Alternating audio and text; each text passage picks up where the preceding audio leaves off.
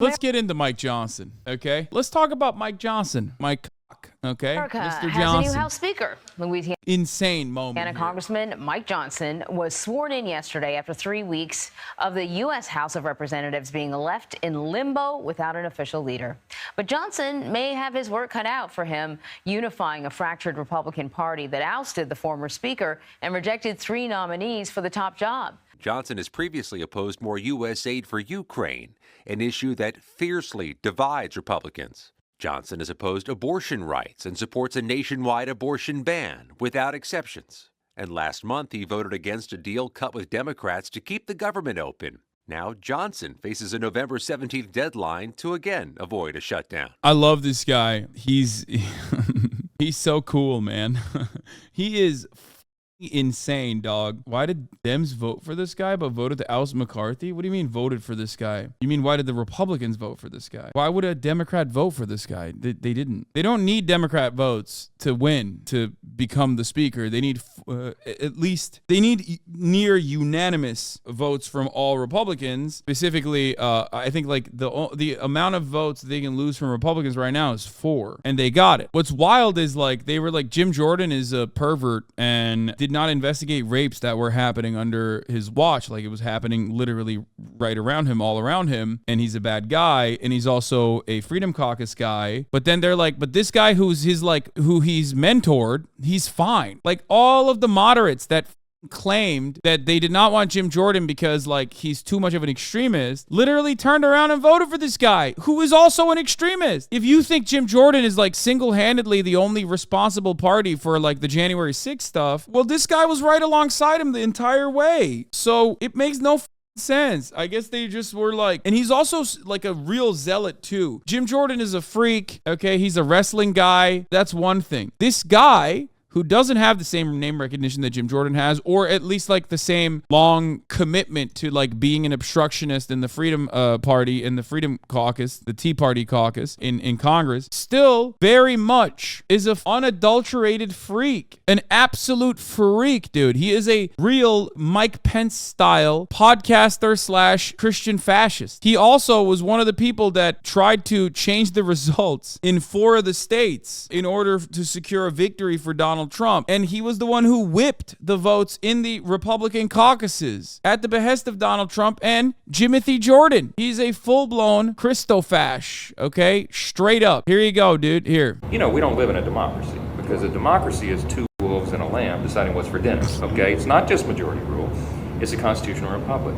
And the founders set that up because they followed the biblical admonition on what a civil society is supposed to. Oh, dude. Yeah, that's sick. There you go. There you go, baby. This guy is a real fucking psycho, dude. He's like, Sharia law? I wish it was Christian Sharia law. He reminds me of like the Quran guys that I remember laughing at when I was growing up in Turkey that would basically do the math stuff in the surahs, right? They would be like, oh, this is what the Quran predicted. You know, the backronym of the post hoc rationalization that is completely ahistoric, that like the founding fathers actually loved the Bible and they used the Bible to design the American government. It's awesome. He's got way more, dude. Because he has a podcast, so he has so much more. In the late 60s, you remember that, what that was about? The countercultural revolution, Woodstock and drugs and peace and free love and all that, but more about the undermining of the foundations of religion and morality. Because if you remember, in the late 60s, we invented things like no-fault divorce laws. We invented the sexual revolution. We invented radical feminism. We invented legalized. We invented radical feminism. That's when we invented it, guys. You don't understand. Before that, no feminism. Women famously did not advocate for their best interests before the 1960s. Abortion in 1973, where the state, the government, sanctions the killing of the unborn. All these things happened because as collectively as Americans, we began to get together in growing numbers and thumb our nose at the Creator and say, we don't believe that anymore. We're rejecting the founders' natural law philosophy in favor of moral relativism, and we are going down another path. Now, what we tolerate in moderation, Are children excused in excess? What happens when you fast forward another 30 or 40 years? Well, here's a picture's worth 1,000 words. Go to the next one for me. I mean, we know that we're living in a completely amoral society. And so people say, how can a young person go into their schoolhouse and open fire on their classmates? Because we've taught a whole generation, a couple of generations now of Americans, that there is no right and wrong, that it's about survival of the fittest, and you evolve from the primordial slime. Why is that life of any sacred value? Because there's nobody sacred to whom it's owed.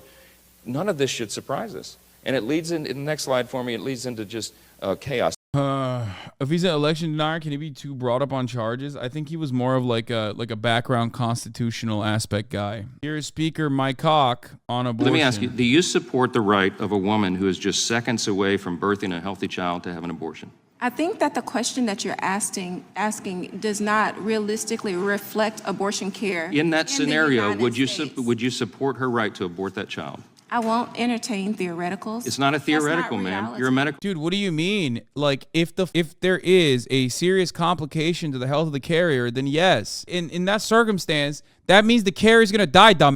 And that's the only valid reason anyway. There's no place in the continental United States where you can just get a fucking aborabo on the third trimester for funsies. This does not exist. It only exists in your fucking fantasies, you absolute monstrous freak. Yeah, I said aborabo, like it's like a fun thing. You know what I mean? It's not a abortion. We're making it fun for the shits and gigs, you know? Sociopathic weirdo, dude. There is no place where you can get an abortion past the first trimester, where 90% of abortions happen any way. You get it because there are health complications. You get it because the fetus will not survive. You get it because the carrier will not survive a pregnancy being carried to term. That's it. And these monstrous pieces of shit act like, you know, they're just literally, doctors are like chopping babies right as their head comes out of the pussy. You know what I mean? They're like, we put the little guillotine, a pussy guillotine, right as soon as the baby is getting pushed out, pff, chop the head. I am a medical doctor, and that has never happened. Never happened in your healthcare. practice, ma'am, but it happens. How about if... No, it hasn't! Like, what do you mean? What do you mean? What do you mean? It would be murder if the baby comes out and is alive and the doctor kills the baby. That's murder, okay? That's a different thing. Why is it that we can't have the conversation on the grounds of reality, which is already horrifying for millions of women in this country? Why can't we talk about the real issues of criminalizing abortion and instead have to drive the conversation into a hypothetical that does not happen? What are we doing here? I'm sorry. I'm not like a r/atheist Andy by any means whatsoever, but like, I don't give a what your perspective is on this matter. You know what I mean? It's ridiculous. Oh yeah, let's entertain your schizophrenic hypotheticals right now. Like, that's cool. There is no difference in this circumstance than just being like, what if it was baby Hitler? If the doctor turned around and was like, well, what if that baby turned out to be Hitler? Huh? I see your hypothetical and I raise a separate hypothetical. What if that baby was about to come out and have access to the nuclear launch codes and destroy the entire planet? Would you be grateful that I killed the baby? Idiot, dude. If a child is halfway out of the birth canal, is an abortion permissible then? See, he's doing it. You said I'm crazy for the pussy guillotine thing. Please, am I crazy for the pussy guillotine, or is he crazy for bringing this up as though it's like a viable situation? Wow, I'm crazy, right? Well, that guy's the Speaker of the House now. He's third in line, okay? Well, technically second in line to the presidency. Think about that. What if the baby's halfway outside the pussy? Can you kill it, Dan? Can you repeat your question? If a child is halfway delivered out of the birth canal, is it permissible to have an abortion? Would you support the right for an abortion then? I can't even fathom that ever. I'm not asking you if you can fathom it. If it occurred, would you support that abortion or not? That's unrestricted abortion, right? That's a question that I can't imagine. Just like you probably can't imagine what you would do if your daughter was raped. If it hasn't happened, it may be difficult for you. You're not going to answer this question, but Debate lording doctors, dude. That's awesome. If you lend your 16-year-old child a family car and they bring it home dented, it's okay to abort them. Just answer the question. Is it okay to abort them? Just answer the question. Just answer it. Why do you want children to be murdered? He also said that people owe their rights to God. Oh, God, this guy is so crazy. Sitting in the greatest deliberative body in the world, the United States Congress, and to hear elected representatives of the people, every member of Congress, every member of the House represents roughly 760,000 citizens, right? So there's a singular voice on behalf of all those people, and some of these voices now are in this chamber arguing that our rights do not come from God. Think about how scary that is. If you believe your rights come from government, then it means you don't really owe any allegiance at all to God. Yeah. You have no accountability. Well, you're him. not free. You're not free because the people who are governing you and giving you things in exchange for those things always comes a sacrifice of your liberty. Absolutely. Genuine question, is this guy really this fucked up or is he grifting?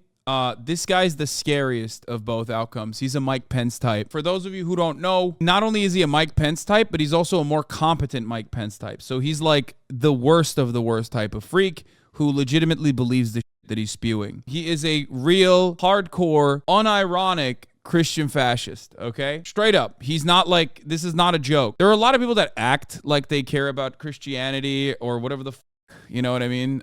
This guy's not one of them. He's like a Mike Pence type where he's like, no, I want to criminalize abortion. Silver lining, he pushes moderates left. No, he doesn't. No, he doesn't. All those moderates voted for him because ultimately the thing that they hated about Jim Jordan was that he's Jim Jordan. They said no to Jim Jordan, and then they went and got like the one guy who's more competent than Jim Jordan and voted for him. So it doesn't matter. There's no better way to demonstrate that like the Republican Party is perfectly fine with the acceleration towards full-blown Christian fascism, Christian nationalist fascism. Then moments like this is Jim Jordan's own guy. He's literally Jim Jordan without the sexual baggage, okay, without the rape baggage. Thomas Jefferson said he viewed the solemn reverence of the act of the whole American people, which established a wall of separation between church and state. George Washington approved a treaty that explicitly stated the government of the United States is not in any sense founded on the Christian religion. Yes, everybody knows the founding fathers were Muslim, okay? Fun fact, they said the Shahada together and converted, or reverted rather. Everybody knows this. This guy does not believe it. This guy thinks that there is no such thing as like a secular separation of church and state. Let's hear. He got more. She spent the last couple of weeks on her knees in prayer to the Lord, and she's a little worn out.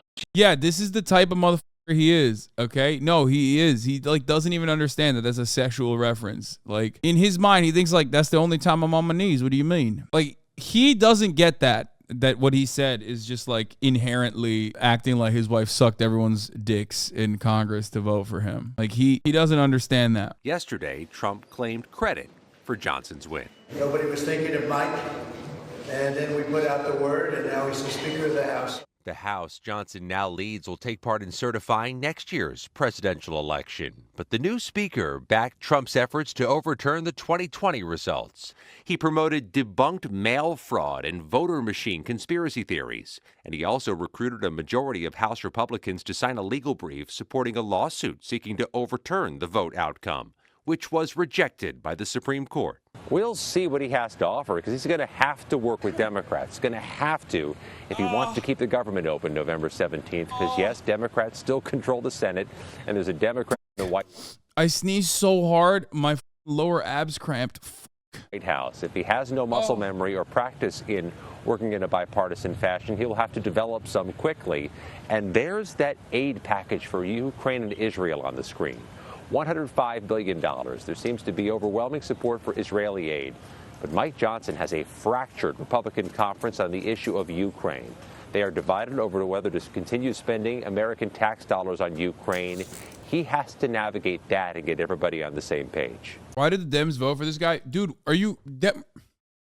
Democrats did not vote for this man. Democrats don't have to vote for this guy. There's enough Republicans because they have the majority. 217 votes is what's necessary. And he crossed that threshold. The real problem here is, why did the moderates who say no to Jim Jordan turn around and immediately vote for this guy when this guy is Jim Jordan's like freakish, impish sidekick who actually is more with it when it comes to understanding the legal stuff behind the scenes?